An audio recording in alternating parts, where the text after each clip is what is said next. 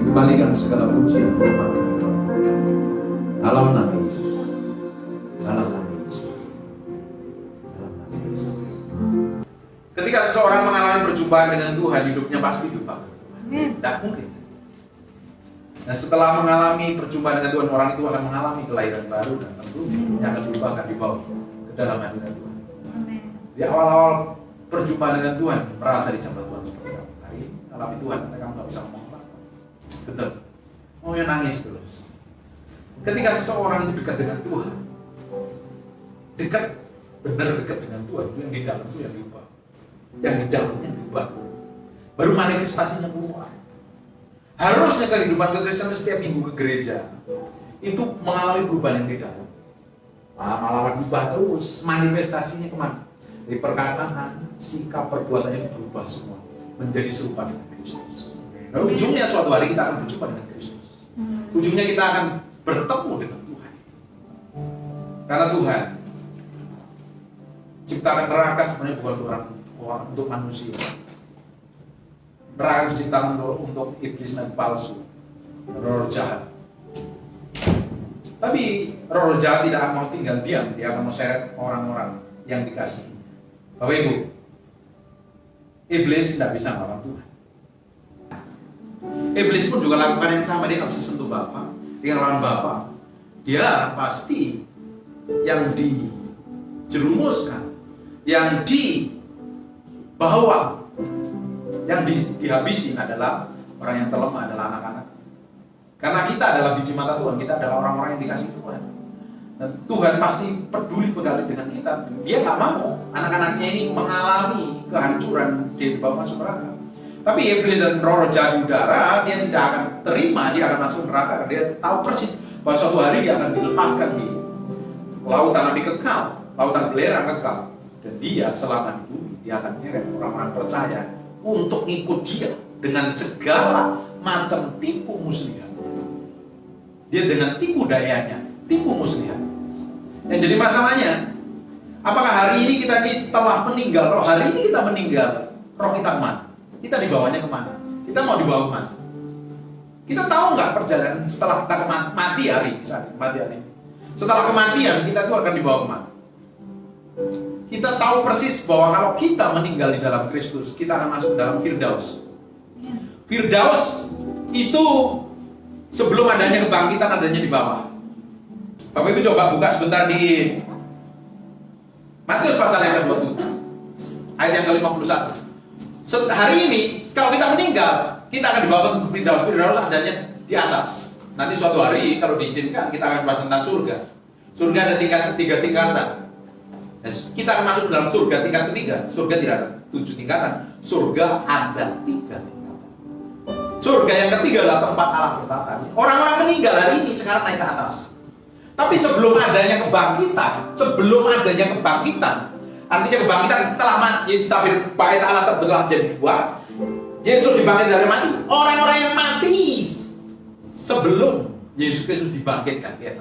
Dan lihatlah tabir bangkit suci terbelah 2 dari atas sampai ke bawah, dan terjadilah gempa bumi dan bukit-bukit batu terbelah. 52. Dan kubur-kubur terbuka dan banyak orang kudus yang telah meninggal dibangkitkan. Di zaman dahulu, sebelum adanya kebangkitan, orang meninggal ke bawah. Coba buka sebentar di Bilangan 16 ayat 33. Hari ini kita akan banyak ngomong tentang ayat ya. It's better you catat. Kalau nanti dengerin di khotbah. Kalau dengerin aja nanti kita ke gereja harusnya jadi murid. Murid harusnya catat, dengerin, nanti dihidupin. Kalau dengerin aja nanti pulang lapar, ingin bakmi kue tiaw acam, bakmi hong, dan lain-lain. Bilangan 16 ayat 33. Demikianlah mereka dengan semua orang yang ada dalam pada mereka turun hidup-hidup ke dunia orang mati. Dunia orang mati artinya Seol. Neraka ada 5 bagian. Neraka itu ada 5 bagian. Nanti kita suatu hari nanti kita bongkar tentang neraka ya. Neraka pertama ada namanya jurang maut. Di Wahyu 9 ayat 1. Harus catat. Satu saja kalau nggak bisa buka maksudnya. Ada Firdaus. Firdausnya di bawah sebelum ada kebangkitan. Hari ini kita meninggal langsung ke atas. Nanti kita bongkar. Terus ada namanya Sheol, dunia orang mati, yang ditanggung sementara. Nah nanti pada zaman akhir ini maut dan jurang maut tadi akan dilemparkan ke lautan api kekal, namanya Gehenna. Ada lagi namanya, hari ini kalau kita meninggal, kalau tidak di dalam Tuhan, ke bawah. Tapi kalau kita meninggal, kita akan ke atas, bertemu dengan Tuhan. Jadi kita mesti tahu nih hari ini, kita mesti pastikan bahwa hidup kita ini hari ini, kalau meninggal hari ini kemana? Makanya sebelum menjalani meninggal, kita harus tahu pemberesan dulu. Dan kita nggak tahu kapan kita dipanggil Tuhan. Waktu kita nggak tahu. Itu rahasia ilahi. Itu rahasianya Tuhan sendiri. Bagian kita adalah mempersiapkan diri dengan baik supaya ketika kita waktunya tiba, kita didapati menjadi orang yang siap mempertanggungjawabkan segala sesuatu. Di Ulangan 32 ayat yang kedua, 22. Ulangan 32 ayat yang ke-22. Sebab api telah dinyalakan oleh murkaku. Itu di dunia orang mati, di Sheol tadi. Itu apinya dinyalakan oleh murka Tuhan. Bapak Ibu, hadirat Tuhan yang kita nikmati tadi itu hanya kecil. Waktu kita nyembah, hadirat Tuhan itu bikin kita nangis, nggak tahan. Ini tentu kita bisa rebah, mencicipi surga. Bukankah kita kalau kita nikmati hadirat Tuhan, kita seperti enak, nyaman, nggak terbayangkan. Seperti kamu nggak bisa ngomong apa-apa karena kita mencicipi kemuliaan Tuhan yang hanya nggak seberapa tadi. Tapi powerful sekali. Itu hadirat tadi. Hadirat Tuhan yang kita nikmati powerful. Kalau di dunia orang mati, hadirat ini yang akan menghanguskan orang-orang meninggal di luar Tuhan. Tuhan punya di dua sisi yang berbeda. Hadiratnya bisa membuat orang bertobat. Di zaman Tuhan mengalami Tuhan yang luar biasa. Tapi hadirat yang sama, api yang sama, bisa membakar kita menjadi orang yang takut akan Tuhan, powerful cinta akan Tuhan. Tapi di sisi lain api bisa menghanguskan kita.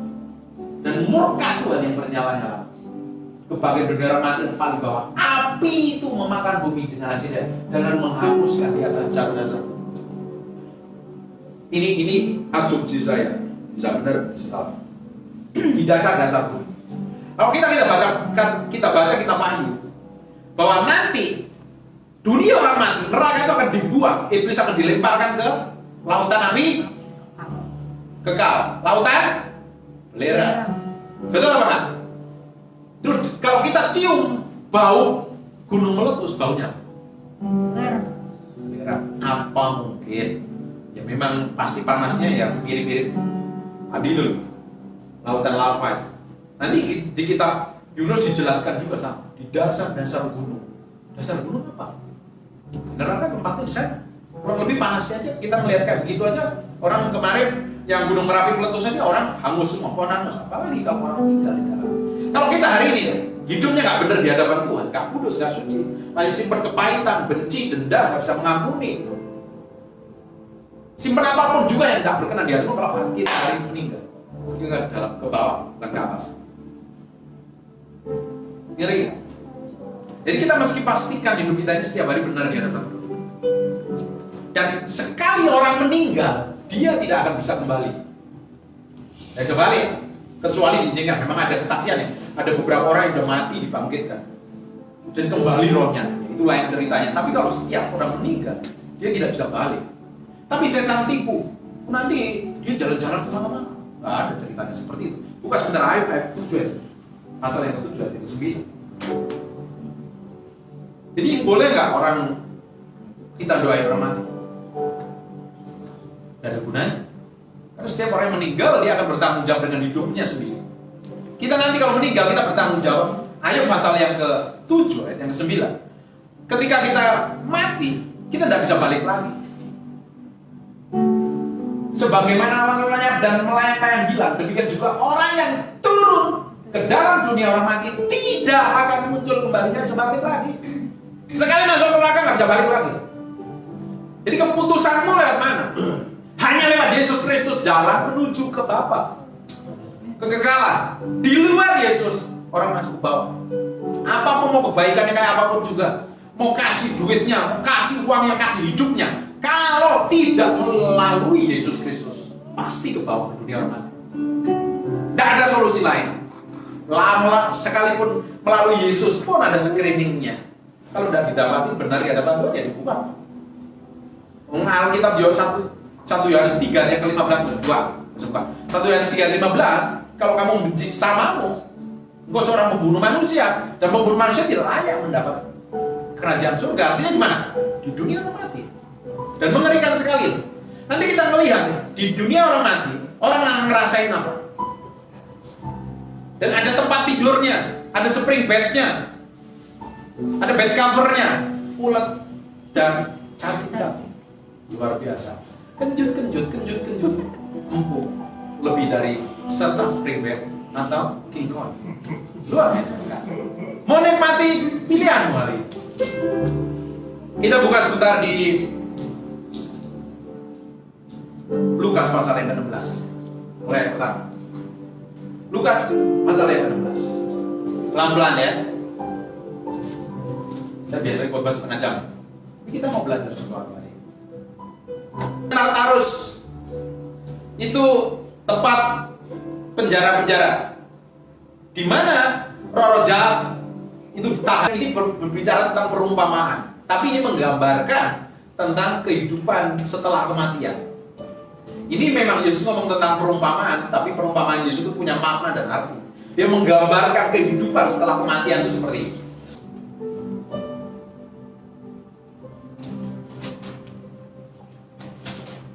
Nah, ayat yang ke-20, bukan 16 ayat 20 ya. Dan ada seorang pengemis bernama Lazarus, badannya penuh dengan borok, berbaring dekat pintu rumah orang kaya itu. Terus dia ingin menghilangkan laparnya dengan jatuh dari mejanya, dan orang kaya itu malahan dari meja orang kaya itu.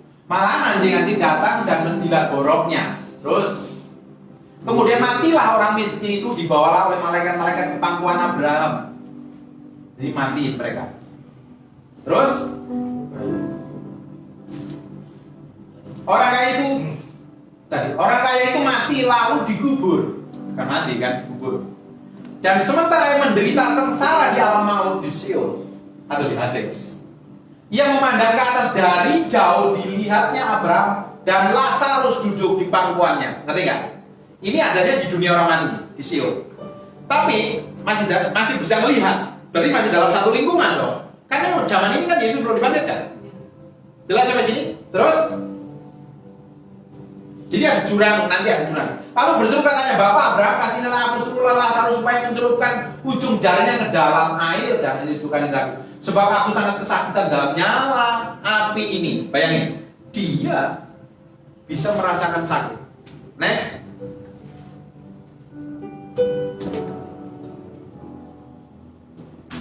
Tetapi Abraham berkata, ingatlah bahwa engkau telah menerima segala yang baik sewaktu hidupmu, sedang Lazarus segala yang buruk sekarang yang mendapat hiburan, dan engkau sangat menderita. Selain daripada itu, di antara kami dan engkau terbentang jurang tak terseberani. Itu jurang mau. Ada di ayat. Nanti kalau kita bongkar tentang neraka, kita akan tahu neraka ini ada penjara-penjaranya, orang yang penjara di lantai, ada pintu gerbangnya, ada ruang-ruangannya, semuanya ada di kitab ini. Jadi ada jurangnya, ada pemisahnya. Jadi dia bisa melihat dong, tapi ada jurang yang menghalanginya. Berarti masih dalam satu lingkungan, betul apa?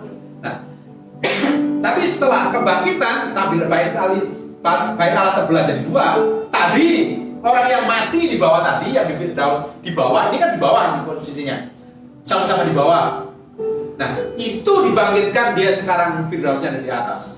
Jelas sampai sini ya? Jelas sampai sini? Supaya mereka mau pergi dari sini kepadamu, ataupun mereka yang mau datang dari situ kepada kami tidak dapat menyeberang. Ada batasannya. Makanya sekali masuk neraka tidak bisa keluar lagi. Mau jerit-jerit kayak pun telat. Kalau mau jerit-jerit hari ini, kalau mau berdoa hari ini, kalau mau bertobat hari ini, kalau udah di neraka banyak orang bertobat. Di neraka itu banyak orang bertobat, tapi sudah telat. Terus kata orang itu, kalau demikian aku minta kepadamu Bapa supaya kau menyuruh dia ke rumah ayahku, Sebab masih ada 5 saudaraku supaya memperingati mereka dengan sungguh-sungguh agar mereka jangan masuk kelak ke tempat penderitaan ini. Di neraka tempatnya menderita sekali. Kalau anak-anak yang bantah orang tuanya, ingat kan? Anak-anak yang bantah orang tuanya, tidak respect dan hormat sama orang tuanya. Alkitab ngomong umurnya pendek, hidupnya menderita. Umurnya pendek dan matinya masuk ke tempat penderitaan. Terus, tetapi kata Abraham, ada pada mereka kesaksian Musa dan para nabi. Masih bisa dengerin pendeta. Orang mati nggak perlu dibangkitkan, masih ada pendeta yang ngomong. Ada orang-orang bersaksi, harusnya dengerin kesaksian. Tapi mereka banyak orang percaya. Baiklah mereka mendengarkan kesaksian. Jadi sekali orang masuk ke neraka nggak bisa balik lagi.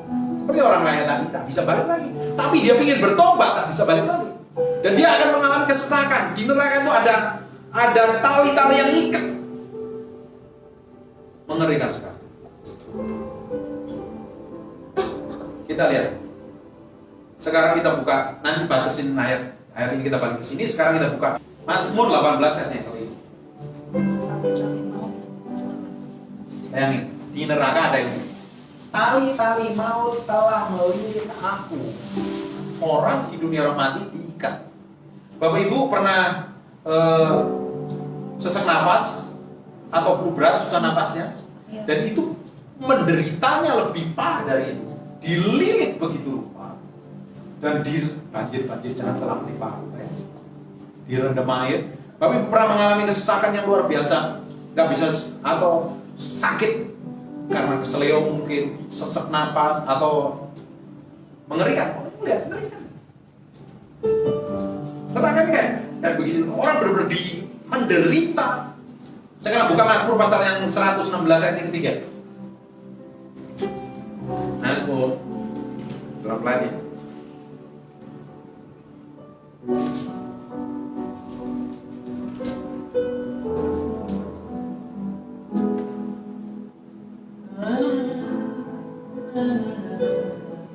Tali-tali mau telah melilit aku. Dua ayat yang sama, kan? Dijerat, mungkin diikat lehernya, ditarik. Setiap hari menapas susah, menderitanya luar biasa. Sangat mengerikan sekali. Dan orang di neraka itu bisa merasakan. Kita kembali ke Lukas pasal yang ke-16 tadi.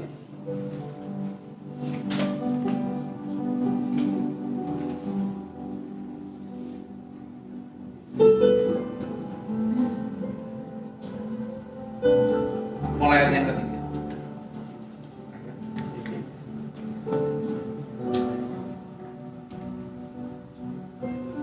Bisa ayat yang ketiga. Tapi saya mau balik lagi sini dulu. Di neraka itu apa sih? Dunia orang mati itu ada. Matius 8 ayat yang ke-12.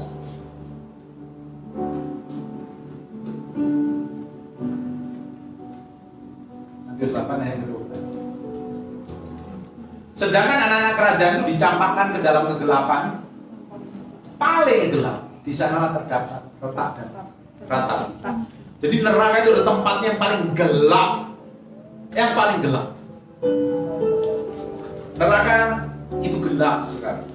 Di 1 Petrus 3 ayat 19, neraka itu mempunyai penjara. Ada penjaranya.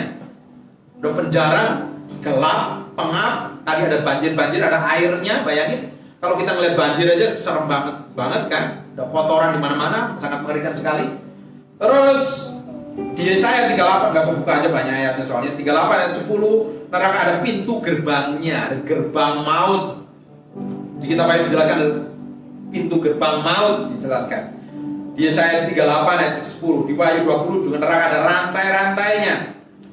Sekarang kita kembali ke Lukas pasal yang ke-16. Neraka adalah tempat api yang menyala-nyala. Jadi neraka tadi adalah tempat penyiksaan yang luar biasa sekali. Dan orang di neraka juga kayak orang kaya itu mati lalu dikubur. Sementara yang menderita, jadi orang di dunia orang mati. Yang mati itu kan adalah fisiknya, tubuhnya. Tapi rohnya kan hidup. Jadi kita itu sebenarnya adalah manusia roh. Kita ini adalah manusia roh yang punya casing, tapi punya jiwa. Jiwa itu apa yang kita pikir, apa yang kita rasa, apa yang kita mau. Jadi roh dan jiwanya tadi itu ikut masuk mengalami penderitaan. Ya. Jadi orang di dalam dunia orang mati, di dalam neraka itu bisa merasakan penderitaan, dia menderita, sengsara. Jadi dia bisa merasakan penderitaan. Bukan fisiknya ya, saya nggak tahu lah di mana kayak apa ceritanya. Tapi dia merasakan penderitaan. Berarti ada rasa. Rasa kan ada letaknya di jiwa. Jiwa adalah apa yang kita pikir, apa yang kita rasa, apa yang kita mau. Sengsara di alam maut, ia memandang, dia bisa melihat. Di neraka orang bisa melihat. Bayangin. Ke atas, dari jauh dilihatnya Abraham dan Lazarus duduk di pangkuannya. Dia bisa kenalin orang, ada Abraham ya, ada Lazarus. Dia bisa kenalin orang. Tapi dia bisa merasakan penderitaan. Luar biasa. Terus lalu dia berseru, dia bisa ngomong. Setelah mati juga bisa ngomong. Katanya, Bapak Abraham kasih nilai aku. Dia bisa berdoa lagi. Tapi udah telat tuh. Kalau hari ini kita nggak mau berdoa, nanti berdoanya setelah mati udah telat. Ya kalau berdoa di surga, kalau berdoa di neraka udah telat. Tuhan nggak jawab. Suruh Lazarus mencelupkan ujung jarinya ke dalam air. Dia bisa pingin haus sih, mencelup airnya dan menyejukkan lidahmu. Dia pingin minum. Bayangin. Bukankah seperti kehidupan kita hari-hari di neraka? Sebab aku sangat kesakitan. Dia bisa merasakan rasa sakit yang luar biasa. Sangat kesakitan. Orang sekali masuk neraka tidak bisa balik lagi. Tidak bisa balik lagi. Sekali masuk neraka, orang mengalami penderitaan yang seperti setiap saat. Rasa sakit, menderita, kesesakan. Tahu nggak kesesakan? Bukan kesesakan karena kita mau bayar utang nggak punya duit, ya. Ini kesesakan karena benar-benar mau napas nggak bisa. Seperti kita ketimpa ada gedung runtuh. Ingat nggak yang di puncak dulu ada gedung runtuh, hotel runtuh, sampai bapaknya lindungin anaknya mati, Kota Bunga, salah.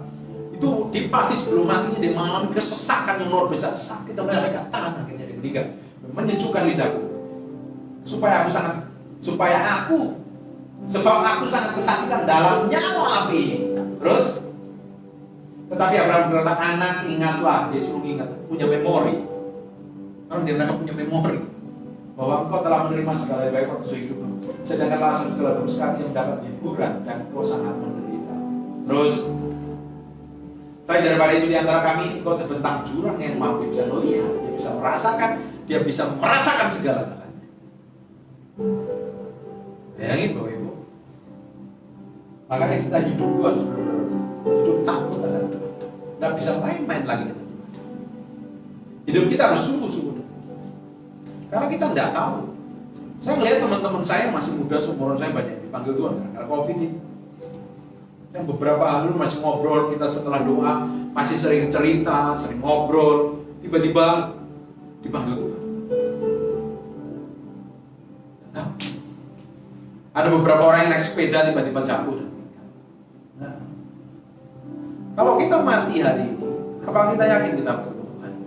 Kalau kita belum yakin dan belum memiliki kepastian ketemu Tuhan, dapat dipastikan jiwamu dan rohmu ada di bawah, bukan di surga. Jangan mereka. Terus demikian kata orang itu, kalau demikian aku minta kepada padamu, mohon, pingin orang lain juga diselamatkan, bahwa supaya engkau menyuruh ke rumah ayahku. Sebab masih ada 5 orang saudara. Mau dia pikir ada memorinya saudaranya masih ini, kalau nggak diselamatin masuk neraka. Dia masih pingin orang lain diselamatkan, masih pingin keinginan untuk berdoa. Mereka ada sungguh-sungguh agar mereka jangan masuk ke dalam penderitaan ini. Tapi udah tepat semuanya. Too late. Makanya ikut Tuhan itu bukan hanya sekedar minggu ke gereja. Kenapa kita minggu ke gereja ibadah? Karena sepanjang hari, dari hari Senin sampai hari Sabtu, kita udah berperang, kita disertai Tuhan, kita diberkati Tuhan, kita peperangan dan kita mengalami kemenangan, dan kita datang ke beda hari Minggu ini kita rayakan, kita celebrate, kita bersyukur, makanya kita bawa persembahan, pujian, bukannya pujian aja, hidup kita, uang kita banggakan, rasa syukur dan hormat kita. Ibadahnya hari ini ibadah itu bukan sekedar hari Minggu, saya ngomong berkali-kali. Ibadah gimana kita bilang ibadah hanya sekedar 2 jam? Ibadahlah setiap hari 24 jam saja. 7 hari seminggu kita bergaul dengan Tuhan. Kita hidup hati-hati dengan Tuhan. Kita harus takut dengan diri kita sendiri. Kita harus takut dengan Tuhan. Jangan sampai apa yang kita lakukan suatu hari kita ditolak Tuhan. Tidak menjamin pendeta pun yang mengalami mujizat pun juga diselamatkan Tuhan. Kalau hidupnya benar dia akan Tuhan. Memang keselamatan itu cuma dari Yesus, tapi ada bagian kita yang harus kita kerjakan. Bukankah di Matius dijelaskan sudah berseru-seru, sudah melakukan mujizat dan nubuat, tapi ujungnya ditolak Tuhan. Itu kawan pendeta dapat Tuhan. Apalagi jemaat. Makanya kehati-hatian, hidup hati-hati, hidup kudus setiap hari, bergaul dengan Tuhan setiap hari, supaya kita ini berjalan dalam rel dan kehendak Tuhan. Jangan sampai ketika meninggal kita pikir kita ketemu Yesus katanya bawah, menderita sekali. Tidak bisa balik. Maka kalau kita tahu tentang kebenaran, kita akan semakin ngerti cara Tuhan bekerja. Bapak Ibu, Tuhan itu lebih banyak ngomong tentang neraka daripada tentang surga. Surga itu kalau dibuka itu sedikit sekali. Tetapi Tuhan banyak ngomong tentang neraka supaya orang itu hati-hati hidup, tidak sembrono dan serampangan. Kalau Bapak Ibu baca di Ulangan 28, bisa jelaskan berkat itu ayatnya sedikit. Ayat 1 sampai 14 1. Tetapi kutuk ayatnya lebih banyak. Kenapa? Jangan sampai orang itu hidup di bawah kutuk. Kecuali punya kemauan, kerinduan, dan Yesus yang melepaskan. Ada beberapa orang yang terjerat dosa yang susah lepas. Sampai dia matinya pun masih terjerat dosa. Karena apa? Warning. Tuhan itu kasih warning supaya hidup kita itu hati-hati, tidak sempurna. Bagaimana kita menjadi orang Kristen yang sembarangan? Sembrono kalau kita tahu ujung hidup kita itu kalau masuk ke bawah ujungnya kayak seperti itu. Kalau ketemu Tuhan lain cerita. Banyak orang kesaksian, beberapa orang yang meninggal. Pak Roni Daud Simeon juga pernah kesaksian setelah dia kena COVID dan disembuhkan, padahal ketemu Tuhan. Ada banyak orang yang kena COVID disembuhkan, yang harusnya sudah mati tiba-tiba dibangkitkan kembali. Banyak kesaksian di live channel itu saya tonton ceritanya. Kalau berbicara tentang surga udah pasti indah, pasti enak ketemu Tuhan. Orang hari ini kita nyembah Tuhan begini aja, hanya ngerasakan remehan-remehan, apa remah-remahnya hadirat Tuhan. Belum powerful kalau hadirat Tuhan dicurahkan ke tempat ini orang rebah. Orang di bawah-bawah, orang-orang di hotel bawah, di atas pasti ngerasain hadirat Tuhan. Seperti Charles Finney, badan Charles Finney, dalam satu desa, satu desa itu ngerasain hadirat Tuhan. Kuat hadiratnya. Ada hamba Tuhan namanya Catherine Kuhlman. Ketika dia setelah ibadah, dia mau lewat jalan belakang, dia lewat dapur. Tiba-tiba tanpa disadari orang yang di dapur itu nangis karena merasakan hadirat itu. Bahkan beberapa orang terpental karena hadirat Tuhan begitu. Itu masih remah-remah. Kalau hadirat Tuhan dicurahkan di tempat ini, mau. Kalau kita nyembah begini aja hadirat Tuhan yang kuat dan kita nangis gak tahan. Itu pasti indah ketemu Tuhan. Bayangin kalau kita takut Tuhan, adanya kesesakan dan penderitaan. Saya nggak bongkar habis, ayatnya banyak sekali tentang neraka. Di neraka ada airnya,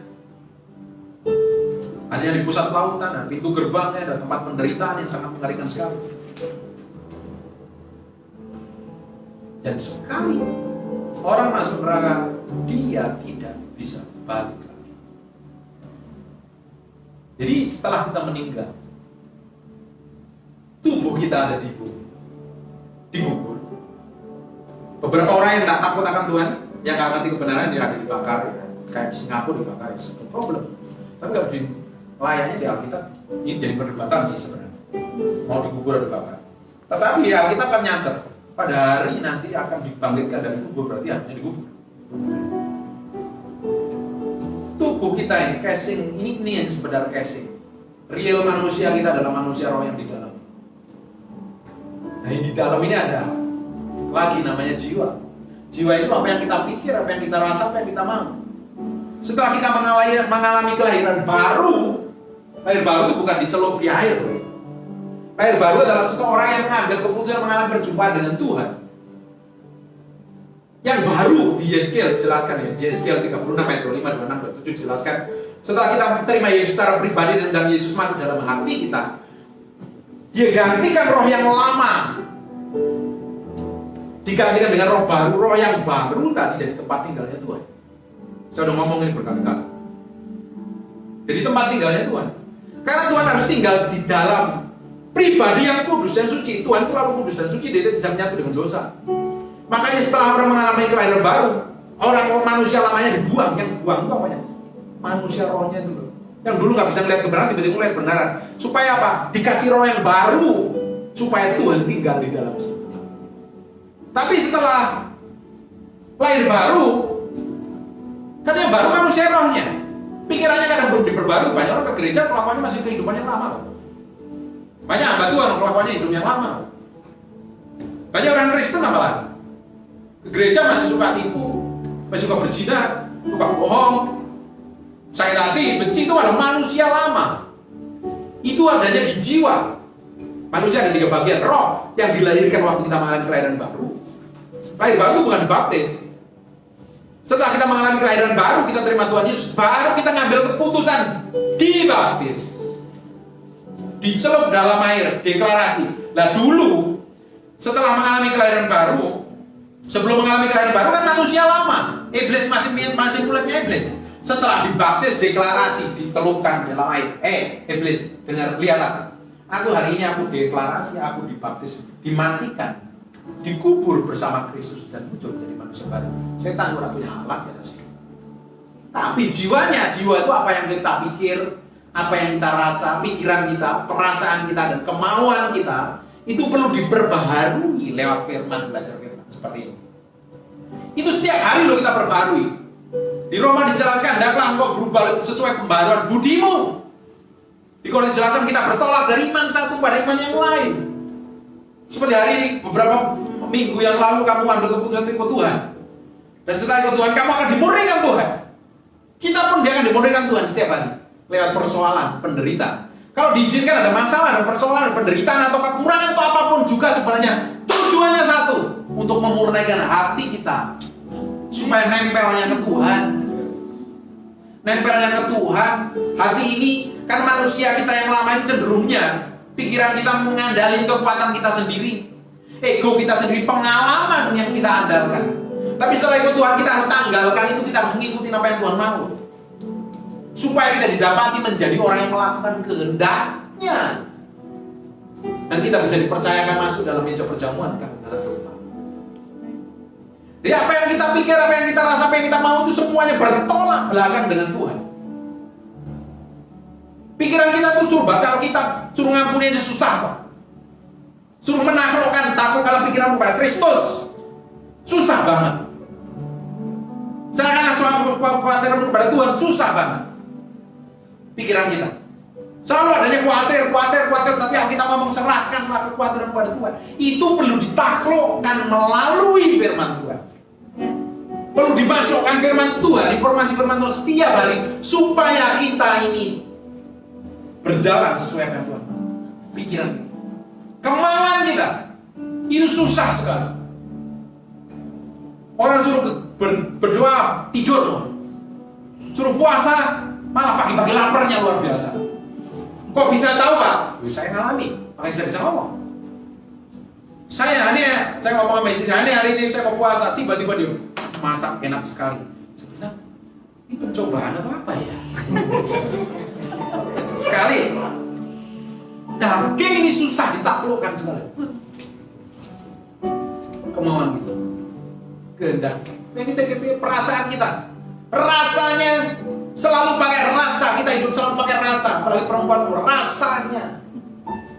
Kalau suami ngomong keras sedikit, kamu nggak ngerti perasaan. Berapa banyak seperti itu? Berapa banyak kita itu dikendalikan perasaan kita, akhirnya kita itu susah percaya Tuhan. Berapa banyak kita itu terjebak dalam dosa gara-gara perasaan kita. Kita suruh ngampuni aja beratnya minta. Jangan kan mengampuni, suruh minta maaf aja berat sekali. Karena kita pikir, kita rasa kita ini benar. Ngapain gua minta maaf? Gak usah jauh-jauh minta maaf orang lain. Minta maaf suami istri aja berat sekali. Pernah ngalami seperti itu?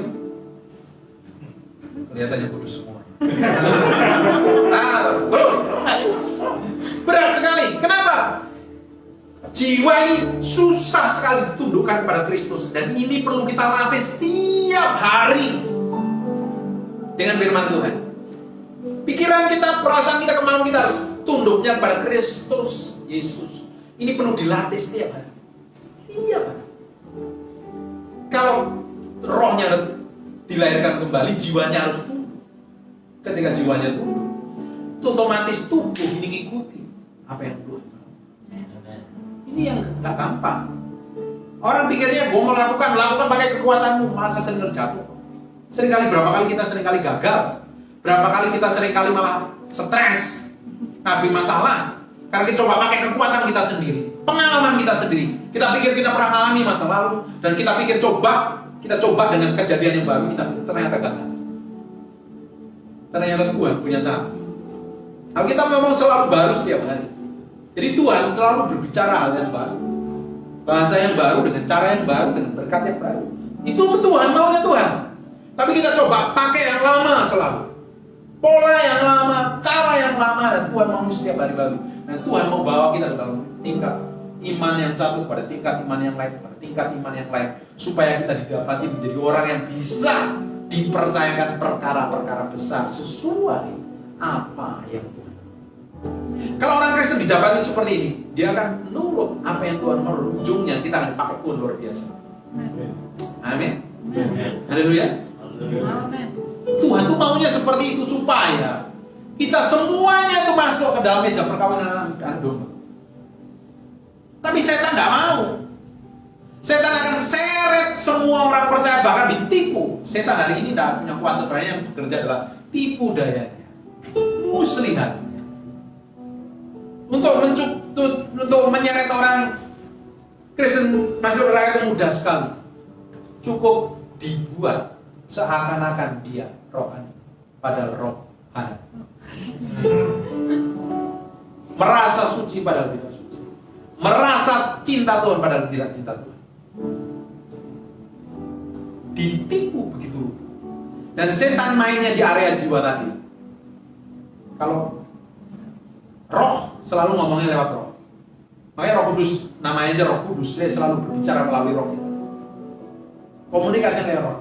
Makanya kalau kita ngomong kan, ada bahasa lidah, bahasa roh. Barang siapa berkata dengan bahasa roh, dia berkata-kata dengan Allah. Roh komunikasi dengan roh. Tapi setan coba mempengaruhi manusia, menyeret manusia, terjebak di dalamnya, diseret tujuan akhirnya dibinasakan. Ibrahim mencuri, memburu dan membinasakan tujuannya sama-sama dibinasakan di lautan api kekal.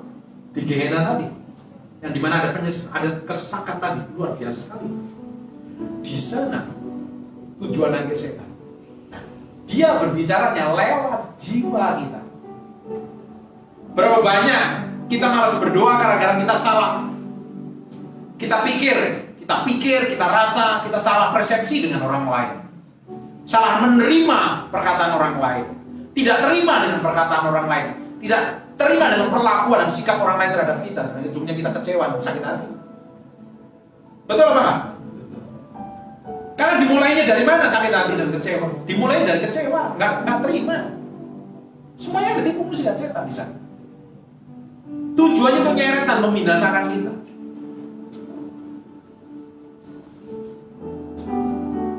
Dan ngeri sekali. Apa yang kita lakukan hari ini, semuanya tidak ada yang terluput. Semuanya akan kita pertanggungjawabkan. Tidak ada satu terluput. Oke, boleh Bapak Ibu seakan-akan sendiri, nyetir sendiri, jalan sendiri, bekerja sendiri, sebenarnya Tuhan sedang mengawasi. CCTV Tuhan 24 jam melihat. Nah, suatu hari kita akan melihat apa yang kita kerjakan di hadapan Tuhan tanpa berkecuali. Bahkan even orang yang sudah masuk neraka pun dia akan mempertanggungjawabkan semua kejahatan dia tanpa kecuali. Bukan sebentar ini di Yeskiel pasal yang ke-13. Mereka juga turun bersama-sama dia ke dunia orang mati, yaitu ke orang-orang yang mati terbunuh oleh pedang, dan mereka dibawa, yang berenang di bawahnya ke tengah bangsa mati itu juga. Dunia orang mati selalu ada di bawah. Selalu ada di bawah. 32 yang nomor 1. Yeskiel 32. Orang-orang berkuasa yang gagah perkasa beserta pembantunya juga ikut akan berbicara mengenai dia dari tengah dunia orang mati. Mereka turun ngapain? Berdiri apa? Nanti disiapin kasurnya. Makanya dia terletak. Mereka turun terletak dan orang-orang yang tidak bersunat itu, yang mati terbunuh oleh pedang. Terus ayat yang ke-23 langsung. Kuburnya ditentukan bagian orang-orang yang jahat itu. Makanya pernah sering dengar kan? Nanti jadi keraknya neraka. Jadi kerak. Kalau masak nasi itu paling yang gosong-gosong, yang paling dalam. Nah, lihat, kuburnya ditentukan pada bagian yang terdalam dari lian dan kumpulan pengikutnya. Jadi terdalam. Jadi di dasarnya neraka. Ini orang-orang yang jahat tadi. Sekeliling kubur mereka semuanya mati oleh pedang, dan pedang itu menimbulkan ketakutan bagi orang yang hidupnya nyakitin orang, bikin takut matinya kayak begini. Ngerikan sekali.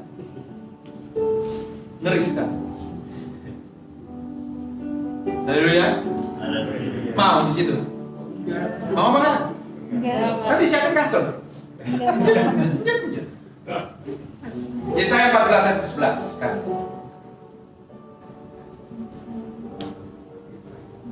Yesaya 14. Ini berbicara tentang sebenarnya yang Lucifer mati tadi.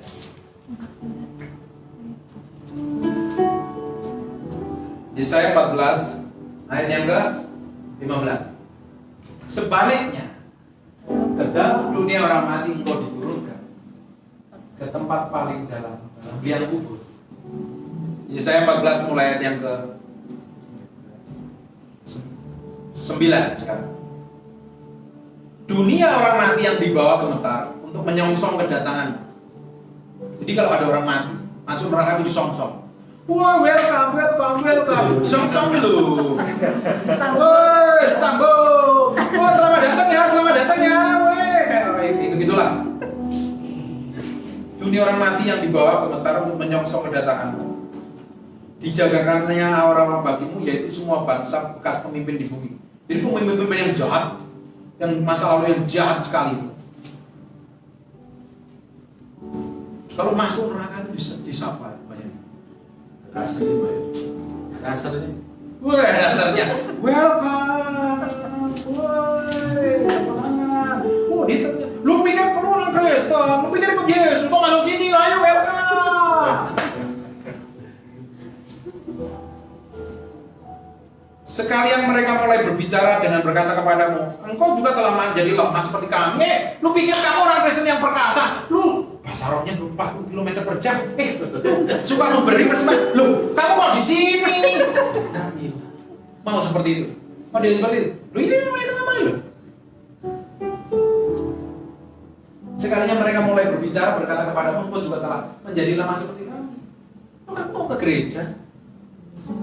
Dan kok kamu ke tempat sini? Welcome. Ada minuman di sana.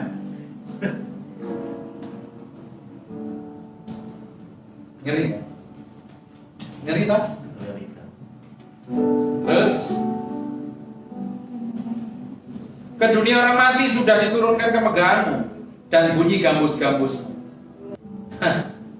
Kita mulai menikmati selimutnya tadi. Orang mati tadi terlentang. Ternyata Tuhan sudah siapkan. Kemudian orang mati sudah diturunkan ke Mekah dengan gambus-gambus dan ulah-ulah dibentangkan sebagai lapik tidur. Lapik itu bukannya bed cover ya? Atau selimut? Selimut. Berarti apa? Oh, bed cover. Bukan tikernya atau tikernya sekarang king coilnya atau serta yang kemahalan. Harganya puluhan juta. Spring bednya apa? Ulet. Saya lupa hari ini saya beli ulet. Tak suruh pegang satu-satu, segenggam. Jut. Geli. Ada laki-laki yang takut kecoa. Kalau ada kecoa kabur. Kecoa aja kabur, bagaimana dengan ulet ini? Dan ulet ini makan daging. Luar biasa sekali ya. Dan selimutnya apa? Cacing. Sebagai Selimut. njut. Wah, refleksi. Kalau pakai mobil Mercy atau mobil mewah biasanya kan ada di joknya kan ada bisa pijat sendiri kan. Nah kayak gitu tuh njut mau seperti itu. Mengerikan sekali. Ya, kita jangan mau ditipu setan. Jangan mau ditipu setan karena saya udah ke gereja dan saya yakin masuk surga. Tapi hidupnya kepahitan, dendam, nggak bisa mengampuni. Hidup ngaco, sembarangan. Sampahnya. Nggak taunya, ujungnya matinya ditolak Tuhan. Bukan sangat mengerikan. Amin. Jadi ngerti, punya gambaran sedikit tentang neraka. Sangat mengerikan, sesat, penuh penderitaan. Sekarang pilihan kita. Kita mau jalani hidup seperti apa?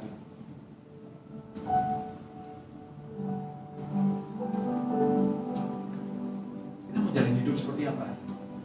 Mau menjadi orang yang berkenan. Pelayanan bukan jamin orang masuk surga. Pendeta bukan jaminan seseorang masuk surga. Apalagi pelayanan, apalagi main musik, terutamanya khotbah, nggak ada jaminan masuk surga. Enak kan? Yesus yang jamin. Karena aku melayani Tuhan, nah aku terima kau di surga. Nyangkau, aku nggak kenal kau membuat kejahatan. Masuk ke tempat ini. Udah ngaku Kristen, hidup serampangan, sembrono, nggak tahu takkan Tuhan, nggak punya respek, nggak miliki hubungan dengan Tuhan. Aku nggak kenal kau, berarti dikenal dulu. Bukan orang yang berseru padaku Tuhan, tapi orang yang melakukan kehendakku. Aku tidak mengenal kau, berarti kita merasa kenal Tuhan, tapi Tuhan nggak kenal kita. So kenal. Semua tahu bahwa Jokowi adalah presiden Indonesia. Merasa tahu, merasa kenal, tapi belum tentu Pak Jokowi kenal kita. Banyak orang Kristen minggu ke gereja ngakunya kenal Yesus, tapi belum tentu Yesus kenal. Kenapa kok bisa nggak kenal? Karena nggak pernah bergaul, membangun hubungan dengan Tuhan setiap hari. Kita harus bangun hubungan dengan Tuhan setiap hari, bergaul, bangun keintiman dengan Tuhan setiap hari, supaya kita kenal Tuhan, Tuhan kenal kita.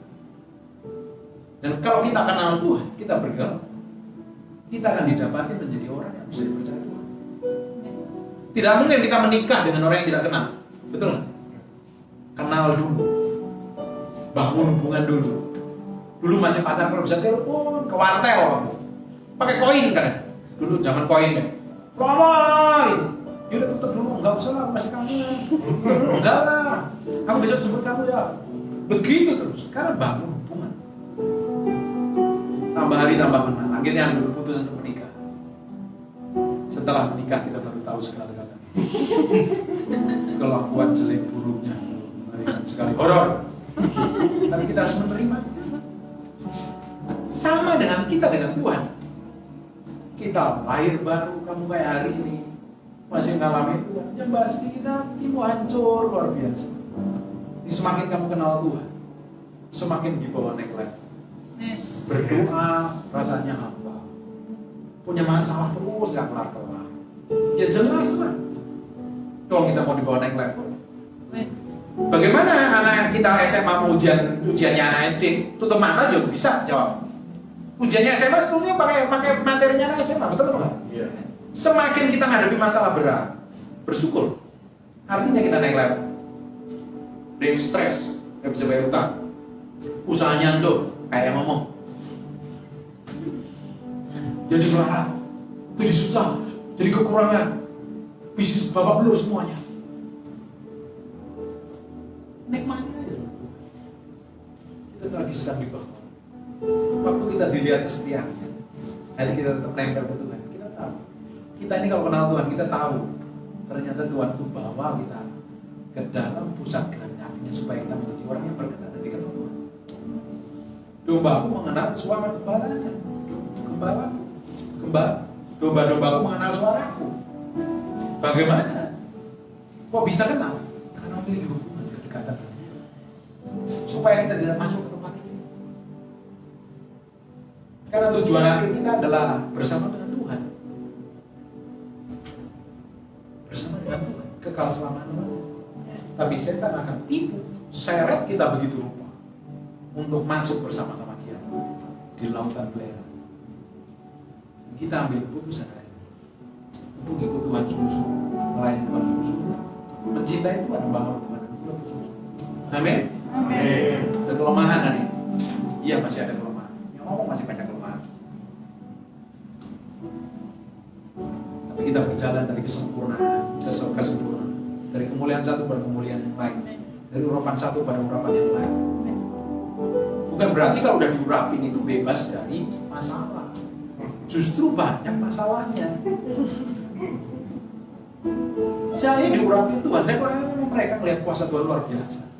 Tapi kan urapan nggak bisa buat bayar utang. Urapan nggak bisa buat bayar cicilan. Urapan untuk melayani Tuhan, pekerjaan Tuhan. Kita lakukan bagian kita, setia melayani dengan Tuhan, dan bagian Tuhan akan berkati kita dan setiap langkah kita, dan Tuhan bikin berikut jejak. Jadi enjoy aja, nikmatin hidup. Gak usah stres, gak usah panik, gak usah baperan, gak usah pahitan, jengkel, dendam. Ujung-ujungnya mau kesini. Yang lanjutan. Enak loh di tempatnya. Lanjut. Anehnya ya Tuhan itu kok baik. Baiknya Tuhan itu kok udah mati, orang matinya terlentang, terus dikasih tempat tidur, itu kan baik ya sebenarnya. Baik untuk penyiksaan kan orang-orang yang takut. Selama hidup kita ada, manfaatkan waktu yang ada ini dengan baik. Bangun keintiman dengan Tuhan. Ada yang nggak benar diberesin pelan-pelan. Komitmen dengan Tuhan, cintai Tuhan. Supaya kita ini terlindungi, kita dibangkitkan bersama-sama dengan Kristus. Amin. Panggil bersama tutup Alkitabmu. Nah, ada yang bawa Alkitab soalnya elektronik semua. Panggil berdiri.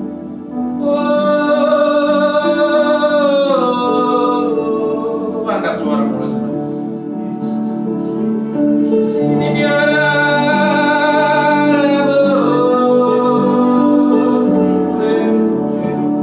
Angkat penyembahan dengan dia. Senangkan Tuhan dengan pujian. Angkat suaramu, angkat suaramu, angkat suaramu, angkat suaramu.